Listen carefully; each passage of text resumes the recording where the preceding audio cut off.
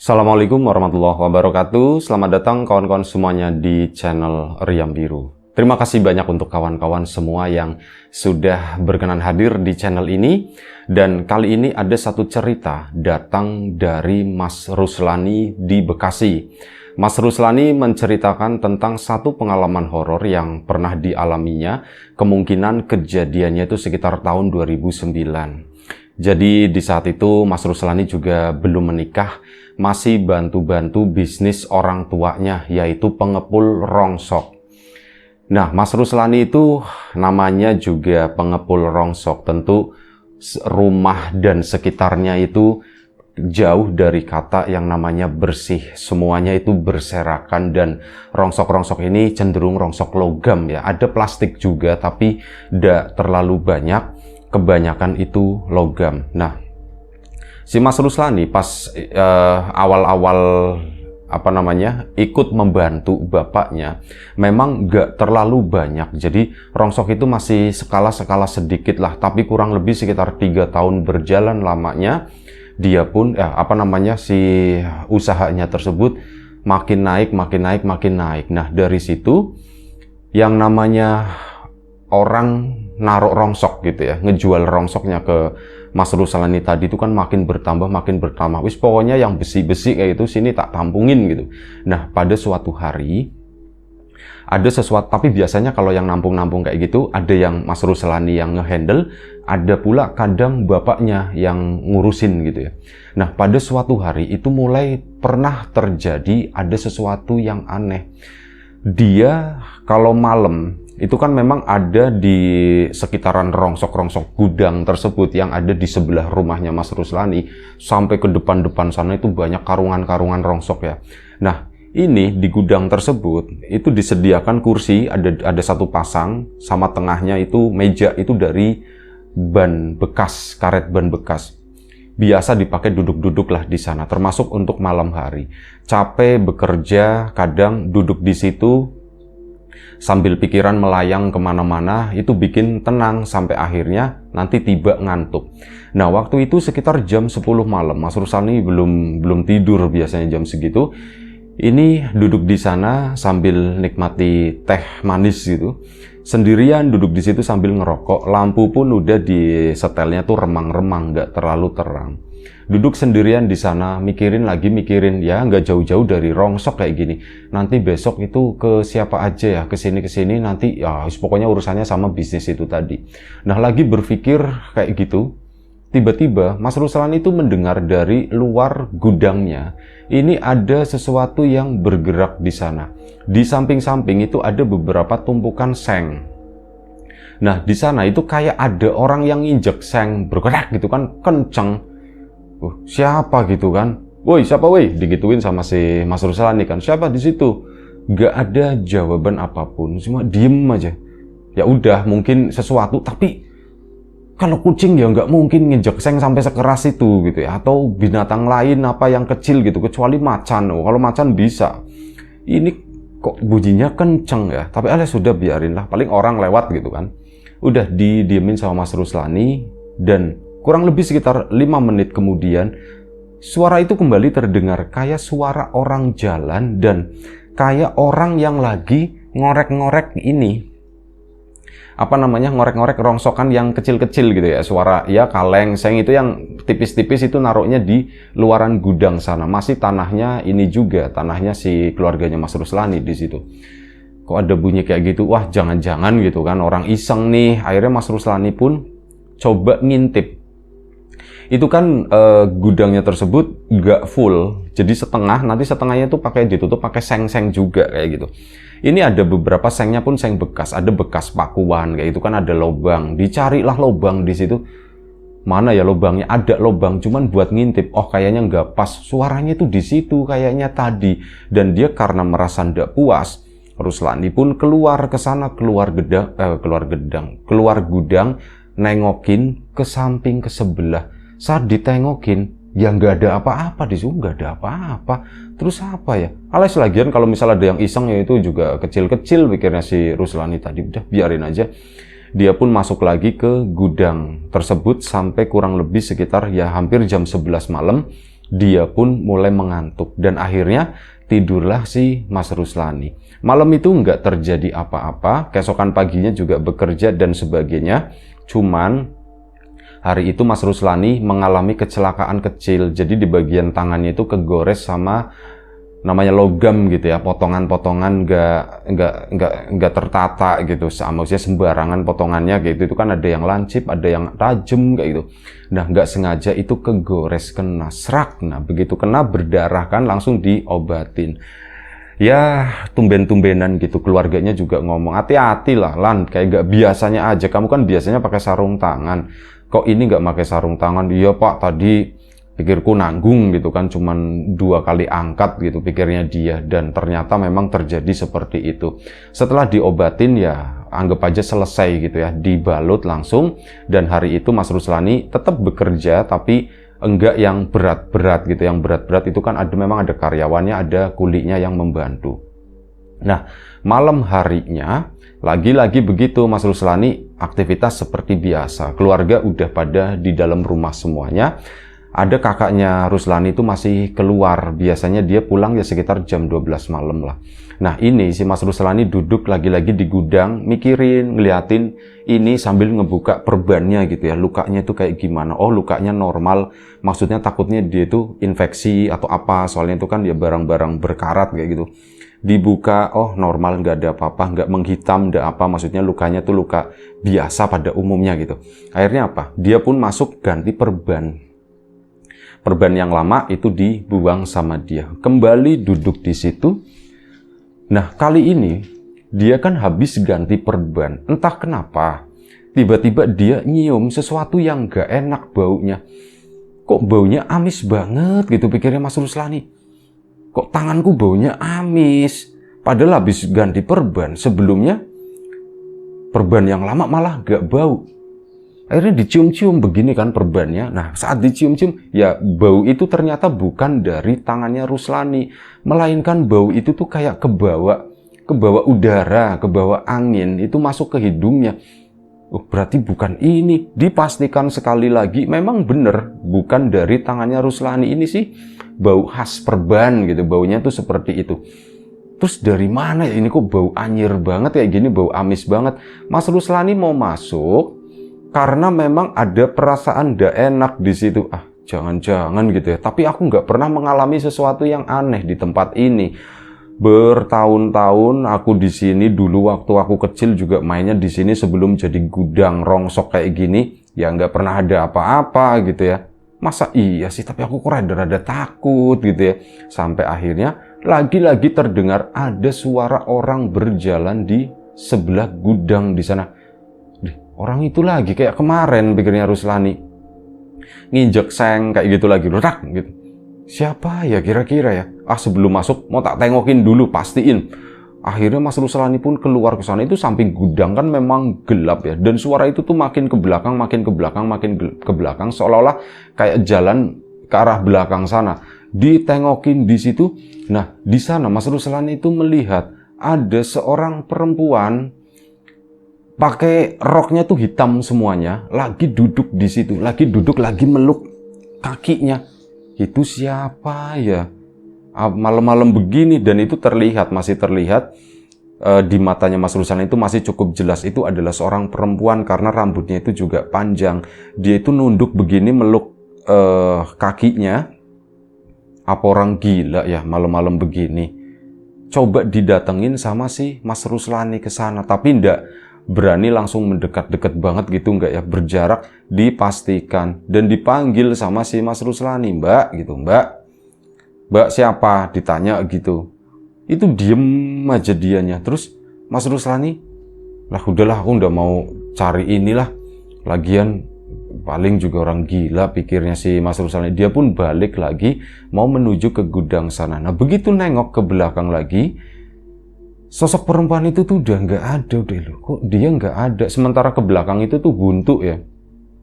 Loh, dia kemana? Nah, di situ langsung Mas Ruslani itu masuk ke dalam karena takut itu ya, jangan-jangan gitu kan, jangan-jangan masuk ke dalam sana mikir tadi bau amis. Terus aku ngelihat ada sosok seperti itu, jangan-jangan dia bukan orang, jangan-jangan dia setan atau apa. Malam itu pun tidurlah si Mas Ruslani. Nah, kamarnya dia itu tepat di sebelah, kalau dari depan ya itu di sebelah kanan. Ini gudangnya si Mas Ruslani itu kan di sebelah kanan rumah juga sampai ke arah depan.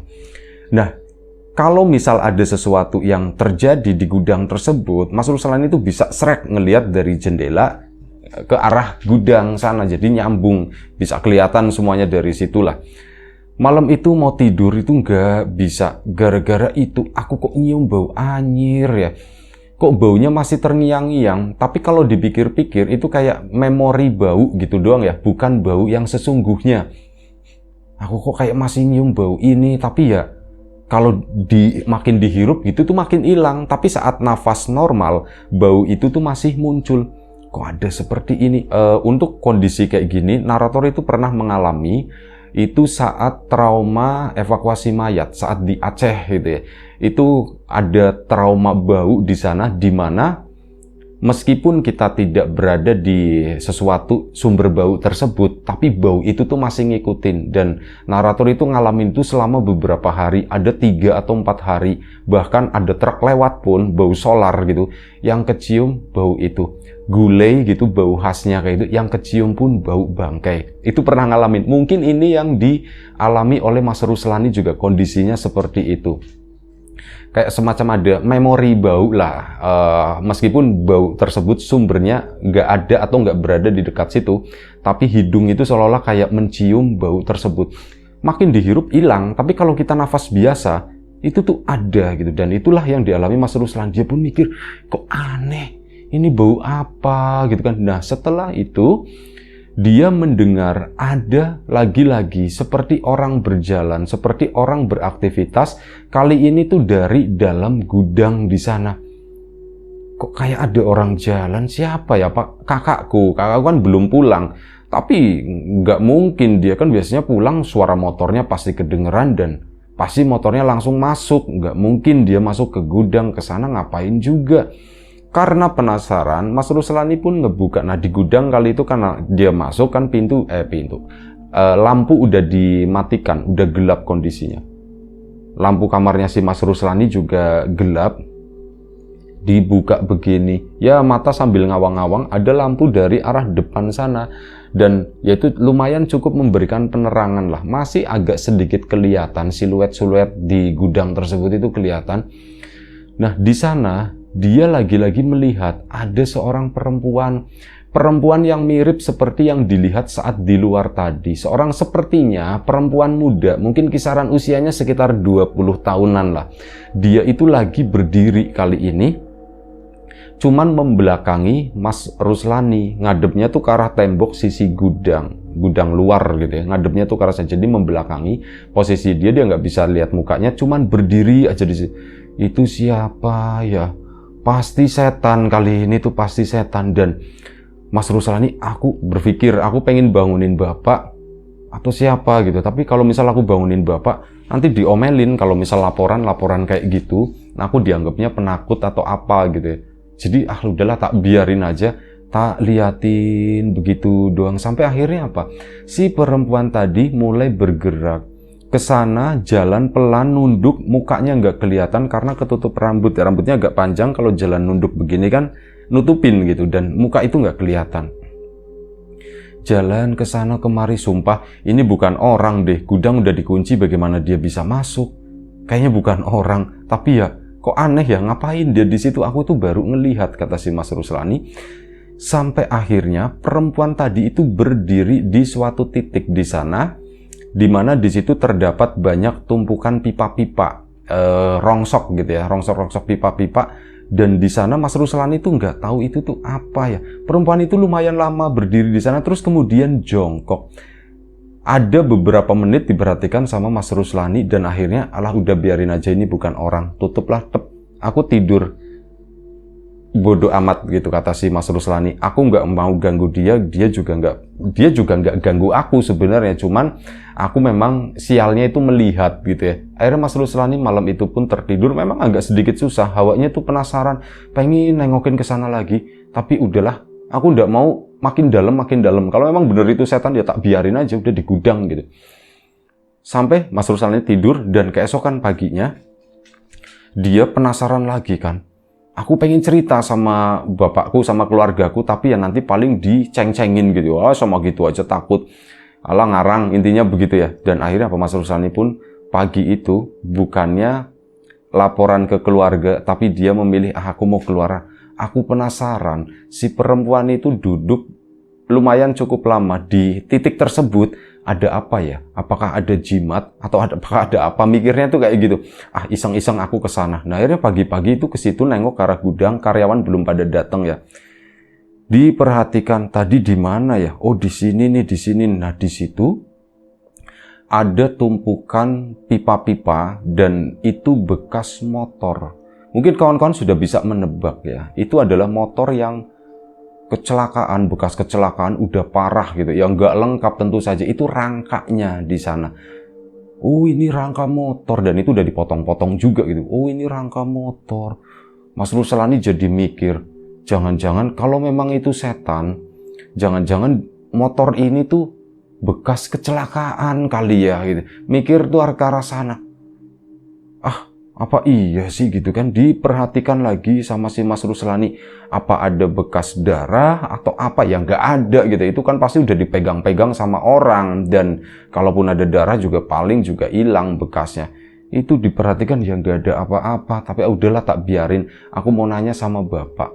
Aku nggak nerima barang ini soalnya. Akhirnya apa, nanya sama bapaknya, Pak, itu Pak, barang pipa-pipa yang di sana itu kayak ada bekas rangkanya motor Pak, katanya. Iya, itu memang rangka motor, kata si bapak. Ada beberapa di situ. Pak, itu dapat dari mana, beli di mana Pak? Ya, ya Anda tahu, kata si bapaknya. Orang aja bawa ke sini udah dikiloin. Oh gitu ya Pak ya. Emang kenapa, katanya? Anu Pak, aku mau tak ini Pak, tak beli Pak, katanya. Lu buat apa, kata si bapak kan? Mau tak ambil beberapa bagian gitu. Ya wis, terserah kamu, kata si bapak. Akhirnya apa? Mas Ruslani itu asal nyeplos saja, mau tak beli, mau tak ambil beberapa bagian, mau tak bikin sesuatu. Nah, si dia pun ke sana, diambillah beberapa bagian ini, rangka utama itu dikeluarin. Memang ada beberapa yang udah dipotong-potong untuk mempermudah membawa gitu ya. Akhirnya diambil sama Mas Ruslani, dipisahin. Ditaruh di belakang sana. Karyawan pada datang ngomong, ini jangan dipindahin ya, biar aja di sini, mau tak pakai, kata si Ruslani. Oh iya iya ya, sudah. Diperhatikan seharian sama si Mas Ruslani. Dia duduk di sana, ambil kursi karet ban yang di depan itu diambil, dibawa ke arah belakang gudang sana. Belakang gudang tuh maksudnya sisi belakang dari gudang tersebut, di mana Mas Ruslani itu naruh rangka motor tersebut. Ditaruh di situ. Diperhatikan gitu ya, apa iya ini ya, tapi terus lagian ini mau buat apa ya, tak pikir-pikir. Aku udah ngomong sama bapakku begitu, alah udah kalau nggak jadi ya tinggal taruh aja, nanti tinggal bilang bapak aku nggak jadi gitu. Dia melamun di sana, dan waktu itu tuh siang hari, pagi lah lebih tepatnya, duduk di situ belum bekerja. Tiba-tiba ada satu sosok perempuan yang semalam itu muncul di situ, muncul di balik rangka tersebut, di sebaliknya di sana, dan suasana itu berubah. Bukannya pagi, di luar itu pagi itu lumayan cukup terik, matahari itu bersinar dengan ini, dengan terangnya tanpa penghalang gitu. Ini tiba-tiba kok jadi mendung, jadi gelap, dan Mas Ruslani itu ngelihat ada perempuan yang semalam lagi nangis, lagi megangin motor tersebut. Mas Ruslani mau nyapa, tapi nggak bisa, cuman bisa diem doang. Ini siapa ya, ini siapa? Sampai akhirnya si perempuan itu pun berdiri di situ, muterin rangka tersebut, diputerin selama beberapa kali. Nah, disitulah Mas Ruslani berusaha untuk bisa ngomong. Aku pokoknya harus ngomong, aku harus nanya sesuatu gitu kan. Nah, akhirnya ditanya lah, bisa ngomong seolah-olah perasaannya Mas Ruslani. Mbak, ini motor siapa? Dijawab sama perempuan ini motorku, kata si perempuan tadi. Loh, kok motornya sampai bisa sampai sini ya Mbak ya? Kondisinya dipotong-potong begini. Aku kecelakaan mas, diceritain begitu sama si perempuan. Hah, banyak kecelakaan di mana? Cuman Mas Ruslani nggak bisa bangun, dia tuh tetap duduk posisinya. Kecelakaan di mana mbak? Itu ngomong sambil muter-muter si mbaknya tadi. Aku kecelakaan, menyebutkan satu area jalan di sana dan aku mati mas, katanya begitu. Dan begitu ngomong aku mati, Mas Ruslani kan ngelihat ke arah si mbak tadi. Ini mukanya tuh bukan kayak muka orang kecelakaan atau apa kayak gitu tuh, enggak, justru apa? Begitu Mas Ruslani begini, ini si muka perempuan itu tuh mendekat ke arahnya dia. Yang namanya mulut itu kebuka lebar, giginya tuh lancip-lancip, matanya tuh melotot, rambut itu kayak terbang gitu, jembreng gitu, apa sih istilahnya ya? Itu rambutnya tuh kayak gitu, dan ngejerit, memekik banget, dan itu bikin telinganya Mas Ruslani sakit. Setelah itu dia teriak-teriak di sana. Teriak-teriak kan, akhirnya karyawan pada mendekat ke situ kan. Lan, kenapa Lan? Kenapa Lan? Dibegituin sama. Di situ Mas Ruslani itu sadar, kamu kenapa Lan? Kamu kenapa? Hah, aku habis lihat setan. Aku habis lihat setan. Aku ini singkirin kata si Mas Ruslani. Iya, singkirin. Akhirnya karyawan pun nurutin, disingkirin. Mas Ruslani pun ditenangin gitu ya. Manggil bapaknya pun datang ke situ. Kenapa Lan? Kamu kenapa? Pak, aku habis lihat setan pak. Itu ditinggalin sama bapaknya. Jadi kayak alah nggak penting kata si bapak gitu ya. Ditinggalin sama si bapaknya. Pak beneran pak, aku ngeliat setan pak. Ini pak, ini barang nggak beres katanya. Ini barang nggak beres. Ini motor itu bekas kecelakaan pak. Yang naikin itu perempuan pak. Dia kecelakaan di sini dan meninggal di sana. Nah disitulah baru bapaknya itu berhenti dan mendekat ke arahnya Mas Ruslani. Kamu tahu dari mana? Pak, aku didatengin pak. Siapa yang ngedatengin kamu? Aku udah tahu pak, itu perempuan yang itu pak, cuman udah tahu mukanya tuh serem banget kata si Mas Ruslani. Bapaknya pun udahlah nggak usah diiniin gitu ya. Ini bentar lagi juga lepas kata si bapak. Iya pak, sumpah itu kata si Mas Ruslani masih ngos-ngosan kurang lebih sekitar 1 jam lah. Trauma dengan hal tersebut karena ini pengalaman pertama kali dan akhirnya sudah. Si barang tadi pun dipinggirin, itu kan jadi omongan sama beberapa karyawan di sana ya. Si Ruslani tuh begini-begini. Pantesan tadi tuh kayak ngomong sendiri. Ada yang ngomong begitu. Hah? Ruslani ngomong sendiri? Iya, dia tuh kayak ngomong sendiri. Aku tak pikir dia tuh lagi ngitung atau apa gitu. Jadi pikirnya si karyawan ya. Aku lagi ngitung. Biasanya kalau lagi ngitung kan ini 15.000 dikali 40 berapa. Ya, biasanya kayak gitu gayanya si Ruslani kalau lagi ngitung. Ngomong sendiri. Ternyata bukan gitu, ternyata begitu, dia tuh lagi ngomong sama itu tadi. Ya beberapa karyawan tertarik, akhirnya nanya, Mas kejadiannya gimana? Kejadiannya begini. Udah selesai malam harinya nih. Malam harinya itu Mas Ruslani demam. Dan ada 2 kemungkinan. Satu, kesambet, ada yang bilang begitu, ini Ruslani kesambet nih. Tapi yang kedua, ini ada infeksi di tangan gitu ya, karena dia kan habis terluka. Akhirnya apa? Demam, karena belum terlalu malam dibawalah ke dokter. Ya dapat obat segala macam, anti tetanus dan sebagainya kayak gitu ya, nggak ngerti lah apa. Nah setelah itu dikonsumsi, Mas Ruslani pun tidur. Nah udah tidur, dia malam itu terbangun, kaca jendela kamarnya itu ada yang ngetok, tik gitu. Mas Ruslani bangun dengan badan itu sakit semua karena memang kondisinya lagi sakit ya. Itu siapa ya? Tik ngebuka lagi karena kaca. Pakai benda yang keras kayak semacam logam, bunyinya kayak gitu. Tik. Mas Ruslani bangun, ngebuka kordennya, siapa sih gitu.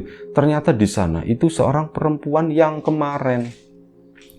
Dia itu kepalanya itu lagi miring begini, cuman kondisi mulutnya itu nggak menganga, dia itu cuma nyengir begitu doang dengan gigi ikan hiunya katanya, karena lancip giginya.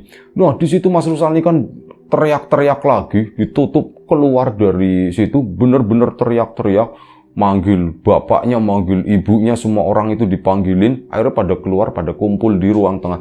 Kenapa kamu kenapa? Ruslani itu kondisinya lagi demam. Nih kamu kenapa nih? Pak itu pak setannya datang lagi pak.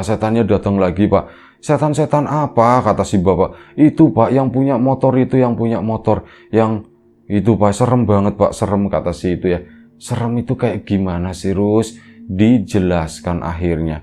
Pak, bentuknya tuh begini Pak. Nah, kata si bapaknya, Ruslani, biasanya kalau cerita-cerita kayak gitu yang sering Bapak dengar, kalau orang misal meninggal kecelakaan, terus katanya arwahnya gentayangan atau apa gitu ya, yang Bapak sendiri tidak percaya dengan hal itu, masa iya nampilinya tuh wujud kayak gitu, kayak Dracula. Bilangnya tuh Dracula, Pak, bukan Dracula. Kalau Dracula itu taringnya yang panjang, ini tuh enggak, Pak. Ini kayak giginya kan hiu, lancip-lancip. Kayak mata gergaji, kata si Mas Ruslani. Lah iya itu. Kan biasanya kalau misal kecelakaan, kalau kata orang, ya wujudnya orang yang sudah meninggal, mukanya pucet, terus datang nangis, oh biasanya begitu. Bapaknya itu sambil ngeledekin gaya ngomong yang Mas Ruslani pun ketawa. Iya juga ya Pak, ya bener ya Pak, ya Bapak bener. Biasanya aku dengernya juga kayak gitu, mukanya pucet ngedatangin minta tolong, atau apa gitu. Ini tuh beda Pak, bukan itu Pak, beneran mukanya tuh kayak gini, bisa dijelasin lebih detail lagi. Nah di situ bapaknya pun mikir, ya sudahlah kalau kayak gitu, ini besok dilepas aja barang katanya. Terus gimana kamu? Pak, aku masih takut, badan aku tuh nggak enak banget. Ya sudah, nanti ditemenin sama masmu katanya. Akhirnya malam itu ditemenin sama kakaknya tidur. Nah ditemenin itu tadi, ya namanya laki-laki juga gitu, males banget nemenin Ruslani, ditinggal-tinggal gitu. Cuman Mas Ruslani itu bisa tidur dengan pulas. Nah, keesokan harinya atas titah dari bapaknya bos besar gitu ya, dari bapaknya Mas Ruslani tersebut, ini barang keluarin aja deh gitu, lepaslah katanya. Akhirnya dilepas, ada yang ngambil gitu. Nah sudah, Mas Ruslani pun tenang, tapi tenang itu enggak berlangsung lama. Malam harinya, ini kondisinya Mas Ruslani kan masih sakit, badan masih agak sedikit anget dan masih pada sakit semualah sekujur badan, tidur pun susah, cuman pikiran itu udah lumayan tenang. Oh, motor itu, bekas motor rangka itu udah keluar, artinya setan itu tuh udah nggak di sini gitu ya, itu kan nempelnya sama rangka tersebut. Dia pun kembali tertidur, mau tidur, siap-siap mau tidur, lampu itu diremang-remangin pakai lampu tidur biasa. Nah di situ udah mulai merem begini. Gak lama, aku kok aneh ya, di kamar kok aku nyium bau yang seperti dulu itu loh, yang bau anyir, nggak enak, bau amis. Bau apa sih? Akhirnya melek kan si Mas Ruslani. Begitu melek, Mas Ruslani tidur di ranjang. Ini ada sesuatu yang berdiri di sana di sampingnya, dan itu adalah sosok yang kemarin itu, yang giginya itu lancip-lancip. Ini lagi posisi ngeliatin si Mas Ruslani dengan pose yang nyengir kayak kemarin, kepalanya agak dimiringin sedikit gitu. Lagi-lagi Mas Ruslani cuman ngangak doang, gak bisa teriak kali ini, gak bisa ngapa-ngapain. Dan apa sih sosok perempuan itu? Ini megang si Mas Ruslani, nyut, rasanya tuh dingin banget, bener-bener. Tangan itu ces, badannya Mas Ruslani kan emang lagi nggak enak gitu ya. Kalau misalnya lagi demam, ya dimandiin itu kan juga rasanya bikin badan itu agak menggigil. Ditempelin sama situ, itu dingin banget, dan sosok tadi pun menghilang. Cuman Mas Ruslani itu ngerasa, ini kayaknya masuk ke badanku deh, ini kayaknya masuk, dan langsung di situ si Mas Ruslani itu menggigil dahsyat, bener-bener menggigil. Nah di sana pun dia pun akhirnya teriak-teriak, Pak gitu kan, Bu, Pak, Bu, teriak-teriak. Nah ini pada datang ke tempatnya Mas Ruslani ke situ, dan dia itu badan itu jadi dingin, bener-bener dingin. Dia bilang, loh Rus, kamu kok badan kamu udah nggak anget lagi, badan kamu iya Pak, cuman aku dingin banget Pak, aku dingin banget. Diselimutin gitu kan, beberapa lapis, tapi tetap masih dingin banget. Loh, ini kenapa Ruslani, kamu kok badannya tuh nyanyas begini, kok dingin banget? Seperti diangetin kan, ngambil termos, dimasukin air ke dalam botol bekas air mineral kayak gitu, dimasukin ke dalam selimut. Itu nggak ngaruh, kata si Mas Ruslani, nggak ngaruh Pak. Nah di situ ada kesempatan cerita, Pak, tadi Pak aku didatangin lagi sama setan itu masuk ke badanku Pak, ini dingin banget, ini dingin banget. Mas Ruslani itu udah, itu kayak kalimat terakhir yang terucap dari mulutnya dia, dan akhirnya apa? Mas Ruslani itu jatuh pingsan. Dia ndak inget apa-apa lagi, bangun-bangun itu udah di rumah sakit, udah dirawat. Jadi dia pingsan itu kurang lebih sekitar 4 jam lamanya. Alhamdulillah dia itu bisa bangun lagi. Cuman ya bangun di dalam rumah sakit itu, cuman ditemenin sama bapak sama ibunya Mas Ruslani. Merasa ada yang tidak beres berdasarkan cerita-cerita dari Mas Ruslani tadi, bapak sama ibunya pun akhirnya memutuskan, selain ini medis gitu ya, beneran medis, diobatin dan sebagainya, manggillah orang yang dianggap mengerti atau pakar di bidang seperti itu, pakar di bidang klinik gitu ya. Begitu ngelihat, oh iya Pak, bener jawabannya, ini ada yang nempel di badannya Ruslani. Terus harus gimana ya Pak? Ya ini harus dibersihkan, tapi nunggu ini dulu kondisinya secara fisik stabil. Artinya ikuti dulu prosedur dari rumah sakit, dari kesehatan. Begitu udah stabil, baru nanti diberesin. Nah, selama nunggu proses stabil itu, saya akan pantau, katanya begitu. Oh, Bapak mau pantau-pantaunya gimana, Pak? Ya, saya yang di sini, saya bakal bolak-balik sering ke sini. Oh ya, Pak, kalau kayak gitu sudah silakan, kata si bapaknya. Terus udah, si Mas Ruslani jadi kayak gitu, dipantau sama dokter, dipantau sama dukun juga gitu. Mas Ruslani pun ketawa. Hebat ya, satu dokter, yang satunya tuh dukun. Cuman untung dokternya nggak tahu kalau bapak ini dukun. Dikiranya Pak Dekku atau siapa gitu. Sudah. Dan kondisi secara fisik perlahan itu mulai mendingan. Cuman memang kondisi badannya Mas Ruslani itu lebih dingin dari orang normal. Bahkan dokter pun bilang seperti itu ya. Ini bilangnya mungkin pengaruh obat dan sebagainya. Sampai akhirnya Mas Ruslani sekitar 3 hari dirawat, diizinkan pulang. Nah, selama di rumah sakit tersebut dan ada pengawalnya itu, ada yang mantau, Mas Ruslani sendiri tidak pernah mengalami sesuatu yang bagaimana-bagaimana. Sampai akhirnya, begitu Mas Ruslani sudah mulai membaik di hari keempatnya, itu badan udah enakan lagi lah. Disitulah dilakukan sebuah ritual. Ada seremonial apalah kayak gitu, nggak dijelaskan sama Mas Ruslani. Yang intinya malam itu, si sosok tadi berhasil dikeluarkan dari badannya Mas Ruslani. Cuman Mas Ruslani yang melihat, atau mungkin orang tersebut yang melakukan gitu. Bapak ibunya, kakaknya, adiknya, itu nggak ada yang melihat apapun. Hal itu dilakukan di dalam gudang lagi di sana. Dan kata si bapak itu bukan dari yang sepeda motor itu, bukan. Tapi mungkin benar itu bekas kecelakaan atau apa, tapi bukan kok, dari situ bukan. Ini dia itu datang sendiri ke sini atau apa Pak, ditanyakan. Ya, saya nggak yakin dengan hal ini. Apa Pak? Ada yang ngirim, katanya begitu. Wah, ada yang ngirim Pak. Ya, tapi udah nggak usah di ini. Yang penting ini tak keluarin dan tak kembaliin lagi ke yang ngirimnya. Karena dilakukan di situ beneran Mas Ruslani itu melihat tiba-tiba serap gitu. Ada sosok bayangan, kali ini nggak sebegitu jelas seperti sebelumnya. Cuman ada kayak bayangan hitam doang, dia serat bergerak di gudang. Terus udah keluar. Nah, saat keluar, dia itu udah pergi, kata si bapak. Artinya ya kemungkinan bapak itu juga melihat, Mas Ruslani juga melihat. Cuman orang lain, bapak ibunya sama adiknya, itu nggak ada yang melihat sama sekali. Lan, emang bentuknya kayak gimana? Pak, bentuknya tuh hitam begini Pak. Tadi keluar zigzag itu. Terus udah, dia tuh keluar dari gudang ini. Bapaknya pun memastikan, Pak, ini balik lagi ke sini enggak, katanya. Ya, semoga sih enggak, katanya gitu, kata si orang pintar tadi. Dan alhamdulillah setelah ritual tersebut, kondisinya Mas Ruslani itu mulai berangsur benar-benar fit. Kondisi badan yang tadinya terlalu dingin, anyep gitu ya. Ya mirip-mirip kayak orang habis sakit, itu normal gitu. Kali ini tuh berlahan kembali normal kayak gitu. Udah, itu aja satu cerita dari Mas Ruslani, pengalamannya. Terima kasih banyak Mas Ruslani, kawan-kawan di rumah juga terima kasih banyak atas support dan dukungannya apapun itu, kawan-kawan subscriber, kawan-kawan membership, kawan-kawan yang udah kasih support dalam bentuk super thanks ke Riam Biru, kawan-kawan yang udah ngasih like, udah nge-share ke yang lainnya, kawan-kawan yang udah ninggalin komentar juga terima kasih banyak. Semoga semua kebaikan-kebaikan itu nanti dikembalikan lagi ke kawan-kawan semua menjadi sesuatu yang lebih besar, sesuatu yang lebih berarti, sesuatu yang lebih bermanfaat lagi nantinya. Doa terbaik dari kami untuk kawan-kawan semua, semoga selalu diberi kemudahan dalam hal apapun, termasuk kemudahan dalam hal rizki, yang sakit segera diberi kesembuhan, yang sehat tetap dijaga kesehatannya. Sampai jumpa di episode selanjutnya. Riam Biru, jaga kesehatan kawan-kawan semuanya. Assalamualaikum warahmatullahi wabarakatuh.